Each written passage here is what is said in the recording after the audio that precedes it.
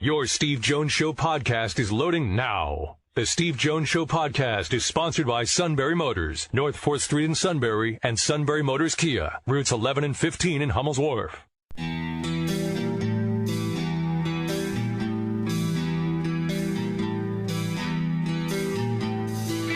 Sports talk where your voice counts. This is the Steve Jones Show on News Radio 1070 WKOK. Now from the Sunbury Motors Studio, here's Steve Jones. Sunbury Motors, 4th Street in Sunbury, Sunbury Motors Kia, routes 11 and 15, Hummel's Wharf, and online at sunburymotors.com. Ford, Kia, Hyundai, the best in new inventory. A pre-owned inventory with the Sunbury Motors guarantee.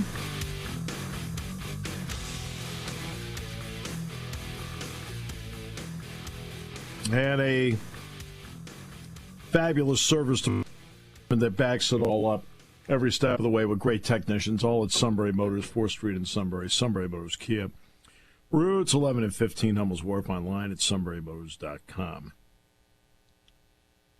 Well, it's time to, now we've officially gone into summer, to get the first official rant of the day from a guy that's had a long weekend and too much time to think. You know, that is kind of true, actually. But I'm going actually to horse racing today, Steve, because I'm not ignoring what happened from Bob Baffert yet again. But actually, I'm not going toward him necessarily. I mean, I still think he deserves to be suspended because I still think he knew what he did. But as far as the Kentucky Derby is concerned in Churchill Downs for his suspension, if they felt that strongly about him, then why didn't they just give him a longer suspension in the first place? Or you stick with the suspension, and if he does it again with another horse, then you just punish him again. I don't get why all of a sudden they're just coming out of nowhere to extend this suspension, because that looks dumb. To me, it's either you do it all in one shot, or you just keep doing it as he might continue to break the rules. This extending thing, I don't really understand. That's what I don't get. It's not that Bob Baffert doesn't not deserve it. He does deserve it. But I just don't get the timing of all this on Churchill Downs' end. I just think that's what is a little bit of a head-scratcher to me. It's either you suspend him big time right away, or you keep punishing him as in if it comes up. I don't get the timing of it. Well, they suspended him, and as far as I'm concerned, when somebody's done with their suspension, it's up.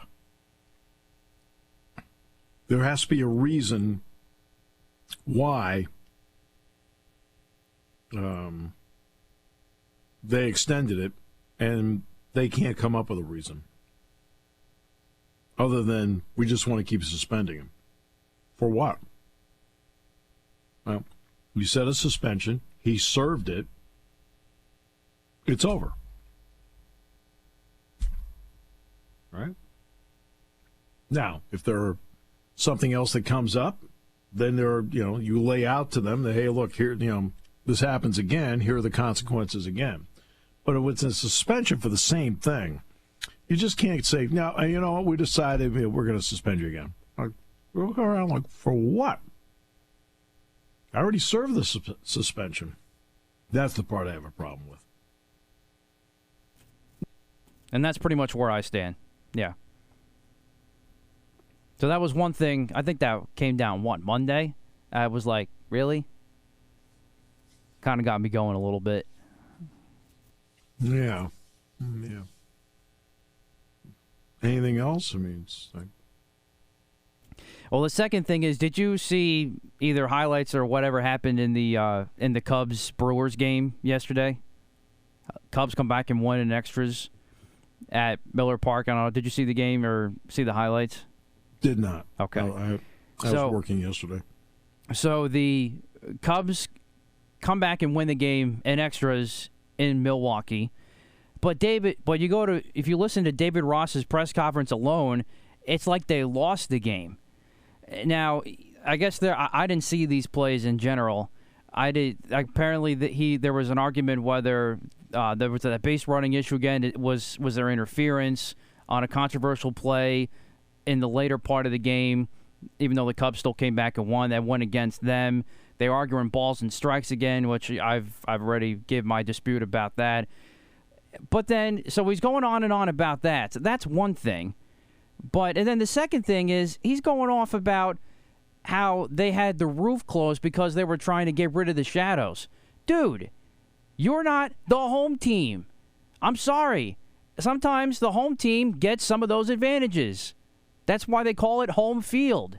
Who cares what they do? You still won the game, and even so, if shadows or no shadows is going to determine you from winning a game, you got more issues. So this guy, he was just all over the place yesterday. And the guy still won the game. His team still won the game. Whatever happened on the field is one thing, and I guess you still want to comment about it even if you win. That's fine. But then you go off about that, and you go off about something as stupid as they closed the roof? I mean, come on, man. Total violation. You won the game. Shut your mouth and enjoy the victory. That's what Andy Reid used to say. Just enjoy the win, man. Enjoy the win. Like, enough. Hasn't your manager been thrown out of 5 games? Yes, but those have been most of them have been justifiable because it's the umpires again trying to, be in their own selves and not being able to take any criticism during a game, even when they make a bad call or not. But what David Ross did was completely over the top. And plus, he already got one guy. There was his first base coach got thrown out over a balls and strikes argument. And then he comes out and then gets tossed. Like, no.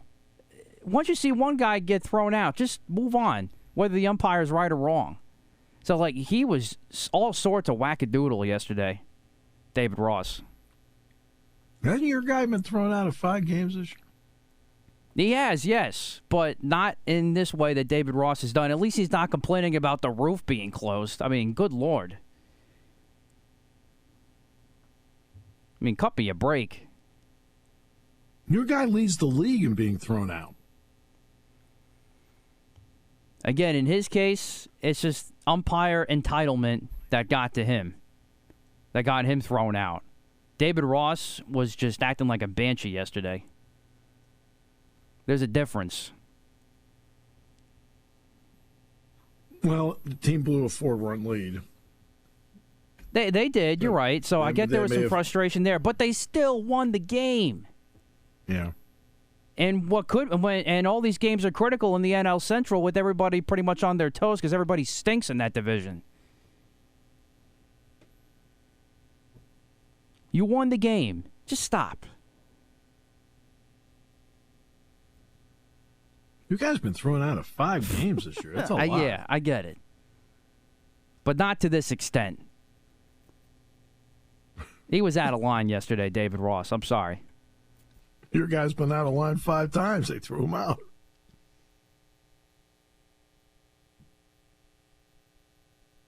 That's not good.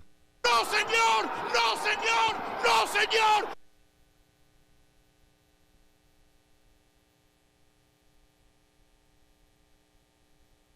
Sad.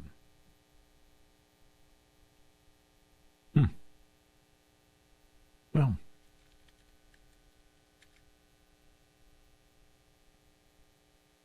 All right. 5's a lot, don't you think? 5 be a lot for the season. It's a little much, yeah, but, A little much? How about none? How about don't sit there and tell your players to keep their poise when you can't.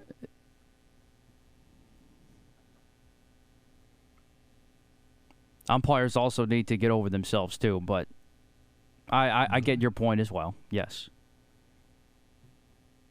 I think there's fault on both sides. Umpiring is a very difficult job.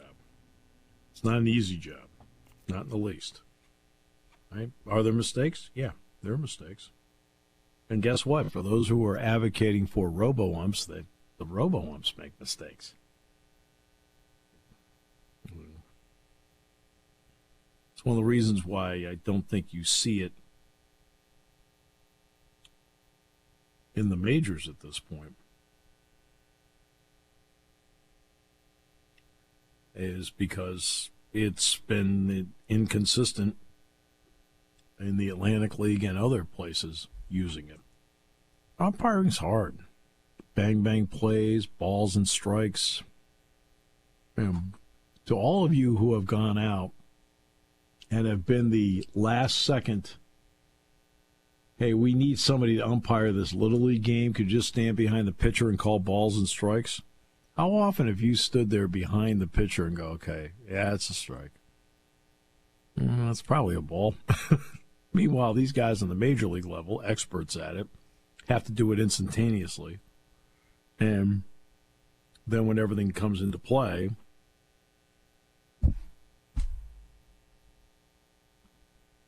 they have to put up with, a lot in terms of complaints and what other people think about the, quote, job that they're doing.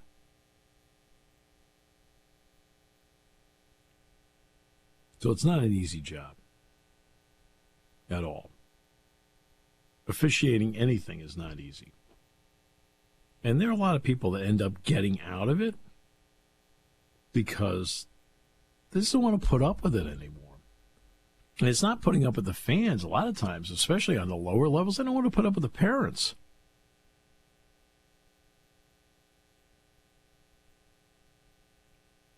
As your boys grow older, there are going to be many of the officials going to hear the wrath of you.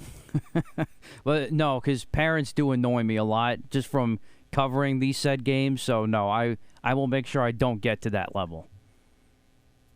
I don't know. That's a promise I made to myself, and I will make to my kids should they get involved in Little League or whatever. Uncle Steve, Daddy lied. He freaked out last night. Get the lingerie on the deck. Call the janitor. I know. I'm telling you, it's going to be... there are a lot of people who are getting out of it. And if you listen to Gene Steratore and Mike Pereira, who have both been working behind the scenes to try and recruit as many people as possible into officiating, they will tell you how much they are struggling to get people to officiate. And I've already told the story several times about California. And California... high school football, they end up playing a couple nights a week. Why do they end up playing a couple nights a week? Like Wednesdays and Fridays? Not because they're just trying to spread the wealth out. No. They don't have enough officials to go around, so the officials that work on Wednesday end up working on Friday. That's the big reason why they end up splitting some of the high school football season out there between Wednesdays and Fridays because they don't have enough officials. Not good. And officials will tell you they get out of it because of the parents. And I told the story about the high school girls coach in Western Pennsylvania. 38 years coaching in the western part of the state, winning a couple of state championships along the way. Right? Loves the kids. The parents are the ones that drove her out. Okay. That's not fun. It's not fun at all to have to deal with that. And now so now you get the umpires on this level. I got to deal with the fans. I got to deal with the players. I got to deal with the managers. Everything they do is scrutinized. Right. Then they've got some talk show host that refers to them as dopes. I'm trying to think who that is. Oh, my almighty! Who wants to do that? All right. Take a break. We'll come back. What, Neil's today? What, 2:35? We got Neil? Correct. Wonderful. We'll talk to Neil Coulong today. Great to have you with us. Brought to you by Sunbury Motors here on News Radio 1070 WKOK. Want to work for a stable yet growing company? Got it. Want to work for a family-owned business with over 100 years' experience in taking care of customers and employees?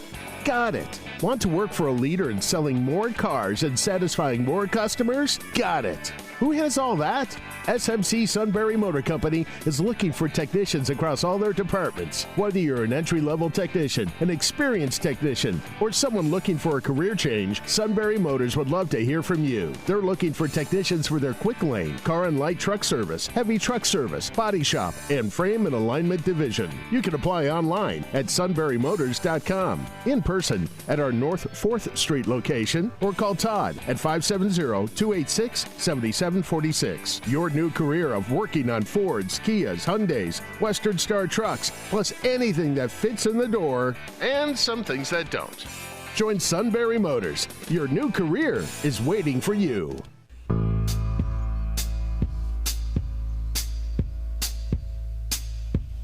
All right. Great to have you with us on the show today on this Wednesday. One of the slower times of the year. I mean, baseball, the big story is like who's in an all-star, who's not, blah, blah, blah. Okay, I got it. But other than that, there really isn't a lot going on. Yeah, the summer league's being played. Free agency is essentially played out. I thought the Sixers got a good pickup in Patrick Beverley. That's fine. Good backup point guard, can play. Brings a lot of emotion to the table. Has some good performances and has some performances where you sit back and go, really? You sure about that? Okay, all right. But that is, so there's not a lot going on. It's a dead period in recruiting right now for college football. So there's a lot of stuff like that. And it's, the NFL hasn't started yet. Training camps aren't until the end of the month. Penn State's training camp is like 3.5 weeks away. You'll have media days at the end of the month. But other than that, pretty slow. Pretty slow going right now. And in all of this, I want to talk about an article of my friend John Affleck, who's the night chair at Penn State, wrote an article for Forbes. And about the fact that in name, image, and likeness and in the transfer portal, how the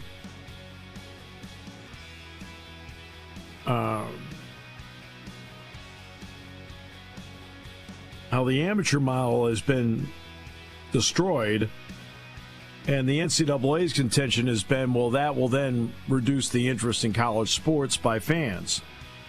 And it turns out in the past year you've had higher ratings, and for the first time in 8 years, attendance in college football actually increased. I'll tell you about John's article coming up. Any more complaints from you? Anything else? As always, the afternoon is young. I mean, the Aaron Boone of Northumberland County.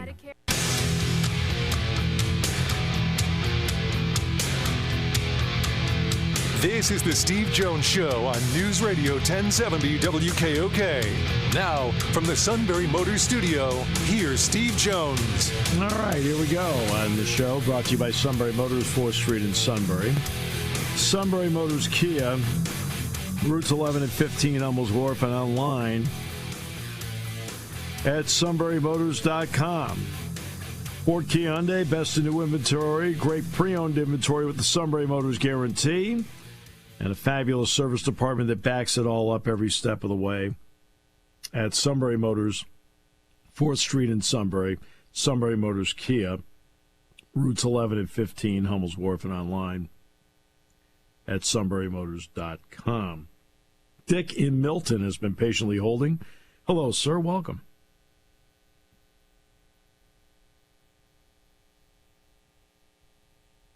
Try that one more time. I know Dick and Milton has been patiently holding. So I think we lost him. Oh, Yeah. Okay. All right. Well, hopefully Call back, we'll Dick. get him back. Yeah. Yeah, we'll get him back shortly here. Apologize for that, Dick. Didn't mean to make you wait so long. So John Affleck at Penn State, my friend, wrote this article in Forbes about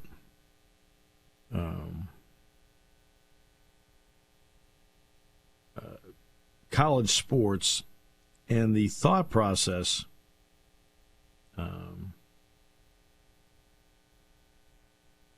that people have had, the thought process the NCAA had that has not come to fruition.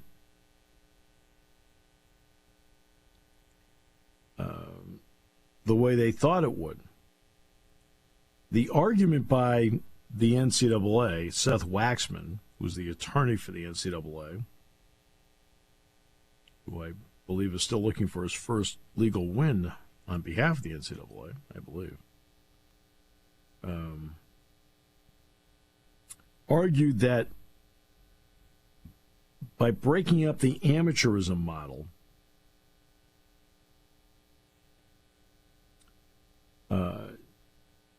you would ruin college sports.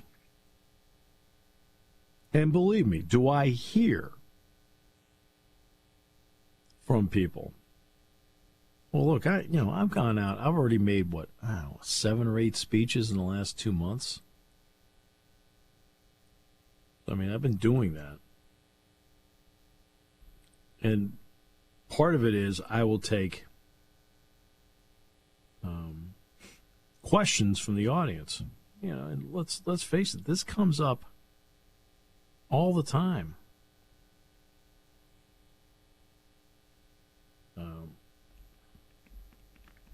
About name, image, and likeness, about the transfer portal, things like that. And that has been, and I get asked about the transfer portal, and people get a little squeamish about that. I get asked about NIL. Fans get squeamish about that.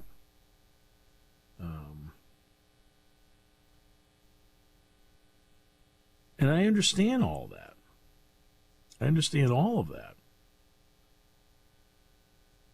Yet, it is not, for example, dampening attendance. Attendance went up for the first time since 2014 in college football. First time since 2014. Attendance went up. And do we get Dick back? Okay, hey, we'll get Dick first and we'll talk about this. Hi, Dick. How are you? Welcome. Steve, how are you? I'm doing well. It's great to talk to you, my friend. Good. I was listening to your officiating thing, and I had two little comments there. I know I mentioned this before about college basketball, and you see a lot of it. You see a lot of games. I just think that the officials will officiate 2 halves differently, and it always irritates me. To me, a foul's a foul in the first minute or the 40th minute or 39th minute. And I don't think kids necessarily know how to play a second half of a basketball sometimes. I do not disagree with you. I mean, I don't understand how, obviously a baseball strike's one thing, but I just don't understand why they do that. I think they go in the locker room and think, well, you know what, we're not really doing this right. They're either calling fouls or they're not calling fouls. I agree with you. That's the thing I don't understand, and you see it, and that's my comment on that. And the other thing I wanted to tell you about Little League, one time I was mowing grass, and they came to get me to umpire, and I did home plate. And the home team, my team was had 18-3 in the 5th inning of a 6th inning game, and there was a play at third base, and I ran down there and called the guy out, and I turned my back, and I guess he dropped the ball. Anyhow, they started yelling at me to appeal it, and I said, I'm not appealing it. The team's off the motion. It was a third out. Most of them off the field. I told them, don't ever ask me to do this again. Yeah. Team runs with 1 inning to go, and you're bitching about a drop play at third base, and I guess that was my big thing about umpiring. And I knew all those people. It kind of irritated the heck out of me that day. And my other thing is, do you think that this portal will actually, maybe in the long run, really ruin mid-major athletics? I think what's going to happen is most of the movement, most of it is high major to high major. Now, has Penn State benefited from mid-major up? Yeah, because look at Jalen Pickett, Siena, Penn State. Now, Andrew Funk, there's only a limited number of graduate programs at Bucknell. And so he didn't play his extra year at Bucknell. But I think there's going to be a replenishing. That's one of the reasons, though, I think that you see a lot of coaches on the mid-major level, mid to low major level, hesitant to play Power 5 teams. They want the money, but they don't want to showcase their players. And that's a problem. And why do I want to play you? Because you're sitting there scouting my guy. Great.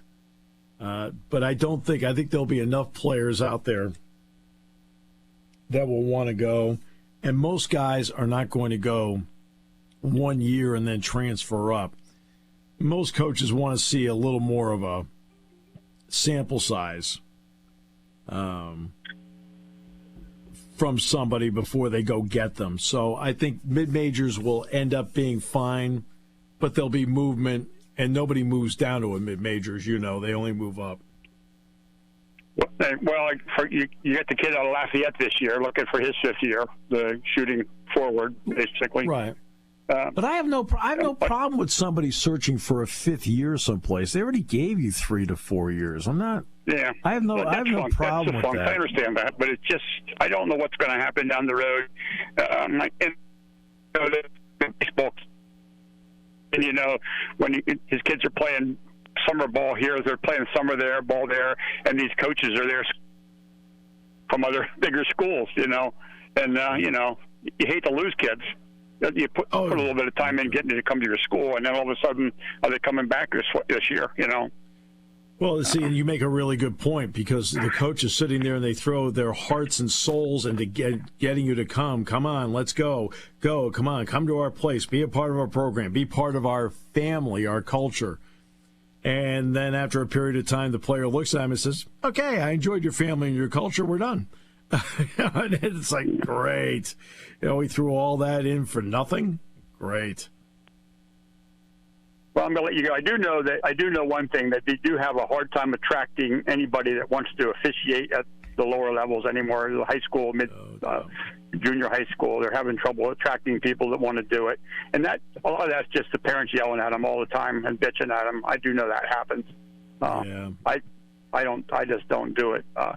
And the other thing that bothers me, another thing you'd have to ask your wrestling people about this, is they made 13 rule changes or 12 rule changes. I think officials might get tired sometimes of all the rule changes every year.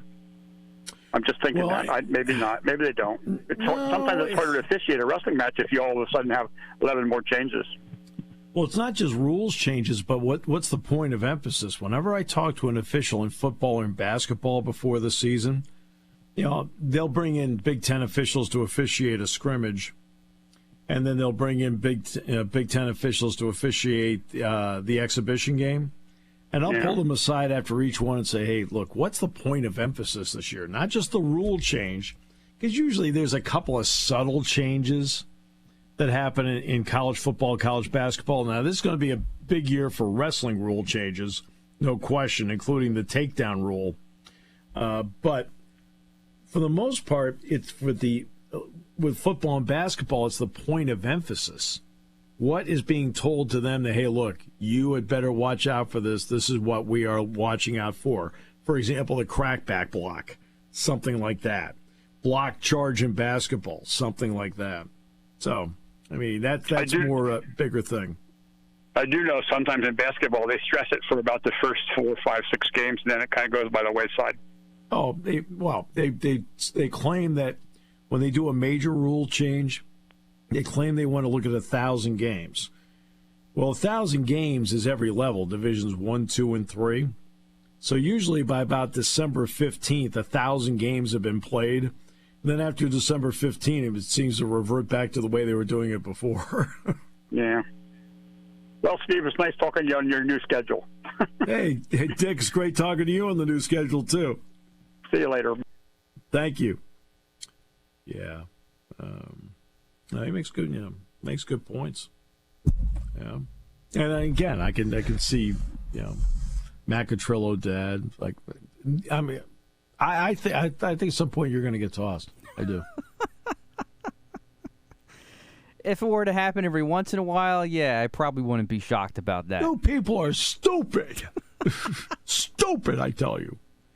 Okay. Get the lingerie on the deck. Call the janitor. Yeah. So here we go.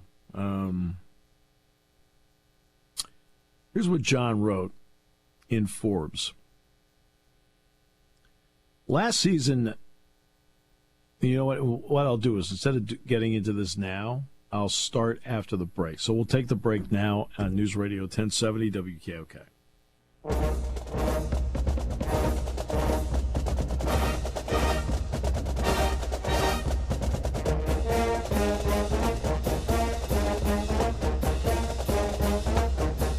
Sunbury Motors Kia, routes 11 and 15, Hummel's Wharf. So, my friend John Affleck, who's the night sheriff at Penn State, wrote an article for Forbes, and in the article he says last season attendance for major college football games rose for the first time since a slide began in 2014. March Madness on the women's side set a bunch of new television ratings marks, including a final that drew 9.9 million viewers. The trend of increased interest in college sports continued this spring. The College Baseball World Series, the Women's Softball World Series, the Men's Lacrosse title games all enjoyed bumps in the ratings.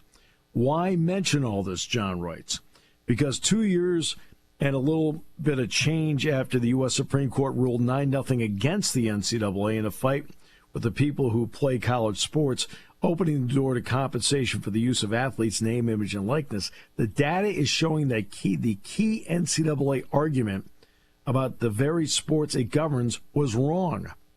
Now, I know you're all surprised by this. I know you're surprised. Back in 2021, ESPN reported, and John Affleck, this is an article in Forbes. Back in 2021, ESPN reported at the time that the NCAA's lead attorney, Seth Waxman, argued before the Supreme Court in the NCAA versus Alston case, that's the one that ended up 9-0, that the unpaid status of college athletes was a major attraction for fans. To paraphrase, college sports fans wanted to see players competing for the love of the game and the glory of their alma mater, and athletes having a financial benefit tied to playing would dilute the product on the field and impact attendance and ratings. College sports would become pro sports, only not as good as pro sports, and the fans would turn away. But fans aren't turning away, as John writes. That's exactly what's not happening. John does point out there could be a lot of reasons for the trend that fans return to sports after COVID-19, the pandemic. Yeah. Big brands are doing well, true. But the fact remains that attendance for FBS football, the top division, rose 5%. So then there was the run of ratings bonanzas in the lesser sports as well. The news cycle runs in overdrive all the time these days. So it's easy to forget about the NCAA was wrong in predicting the direction fan interest in college sports would go in an NIL world. But it's worth taking a moment to think about why that has happened. So what John Affleck did was he decided to get the viewpoint of Larry Olmsted, who's the author of Fans, How Watching Sports Makes Us Happier, Healthier, and More Understanding. You didn't make the book. No, senor! No, senor! No, senor! You don't seem happier, and you definitely don't seem understanding. In some cases, yeah. Or in most cases, I should say. Olmstead's take is that fans began to accept amateurism at the highest level of sports simply wasn't financially feasible once the Olympics went professional. There's a big jump from a U.S. men's ice hockey team of college kids upsetting the Soviets and then the Finns to win the gold medal in 1980 at Lake Placid to the Michael Jordan-led Dream Team of 1992. Even at the time, the Miracle on Ice, amateurism was under pressure. Part of what sparked the euphoria among Americans at beating the Soviets was that the Russians were a pro team. Everybody knew it. Everybody. The Olympics, oh no, they're amateurs. Like, excuse me, like how much whiskey have you had today? Like, come on.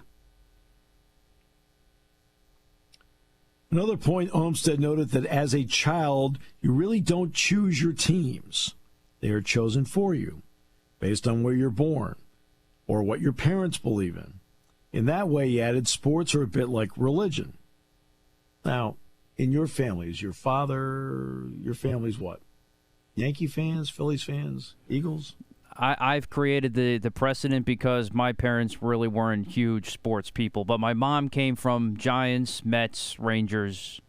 That was pretty much it. All right, so you decided to go with the city of, like, not so brotherly love. Great, okay, love it. It's a lot of fun people down there. But when it comes to college, the students heading to, quote, big state university this fall had some say in that decision. And from the moment those freshmen attend their first football game to the time they hit the 25th reunion weekend and beyond, they are tied to that school and those teams. So their college sports teams are their team in more of a sense than I think any other team because they chose to go there and they lived it. Remember how I talk about how you, in recruiting, you go to a school, you sell it, but if you're a graduate of the school, you share it? Okay? I've talked about that forever. This is particularly in an industry, so whether or not college athletes receive some kind of compensation, particularly in an industry where the highest paid coaches make $10 million a year, is basically immaterial for fans because coaches, athletes, students in the stands, and alumni all in some way represent the same institution. And John Affleck then ties it together at the end, which brings us back to explaining why the NCAA was wrong. Because college sports fandom isn't about chasing some purist ideal of amateurism. It's about being true to your school. Now, the one area I would bring up to John, and I emailed him about this, texted, emailed him, and tried, whatever, is that I also feel like playing a role in the general interest. I mean, you cannot say that gambling doesn't play a role in this in terms of driving even more interest toward the games. But you can sit at home and watch all these games. The fact that they're going to the games means something. When you talk about the 9.9 million, let's face it, star power means something too. Caitlin Clark gave star power to the NCAA championship game against LSU. But at the end of all the speeches I have made this year, I talk about, and with complete sincerity, because as you know, I've talked about it before, I'll tell the people in the room what you, the fans, mean. And about the commitment 7 times a year in the fall and everything that they have to do to get there to be a part of the game. And in a world where you have all these entertainment options, you choose Penn State football. You know, and you buy the groceries and you buy the gas and you fight the traffic and you get in the parking lot and you set up the tailgate and, you know, yeah, you have a great time. And then you greet the team and you go in and you cheer. Then you come out and then it's over and you spend time after the game talking and enjoying. But then you got to pack up. Then you got to fight the traffic again. Then you got to buy more gas. And it's a great commitment. You're listening to